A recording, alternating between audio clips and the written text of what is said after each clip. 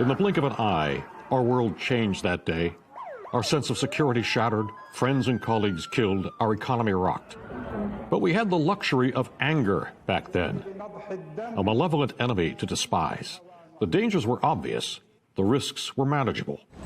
Now, the danger is measured in microns, invisible and mindless. The disaster is unfolding slowly. Instead of revealing itself in a single explosive morning, it is 9/11 in slow motion.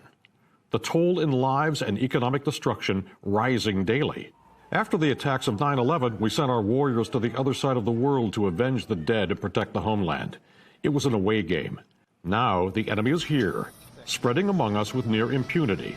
It is a distinctly home game.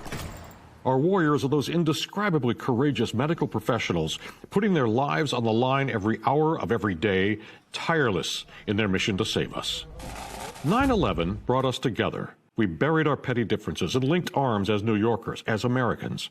We gathered to weep as the smoldering pile grudgingly gave up the dead. COVID-19's victims die in isolation without the final comfort of a loved one's hand, and we are denied the final farewell of a funeral gathering. COVID-19 has driven us apart. Safety is isolation. After 9/11, the suicide bomber was the signature of distant threat. Now we must regard any fellow human being with wary suspicion, a possible vector of suffocating death. Get no closer than 6 feet. In the age of contagion, our humanity has gone digital. But there are common elements between then and now that we must consider above all else. Just as we did back then, with compassion and ingenuity, we're finding ways to help each other. And after 9/11, after the shock and loss, we recovered.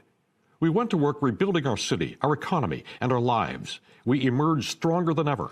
This pandemic will pass, and as certain as the sunrise, we will do it all again.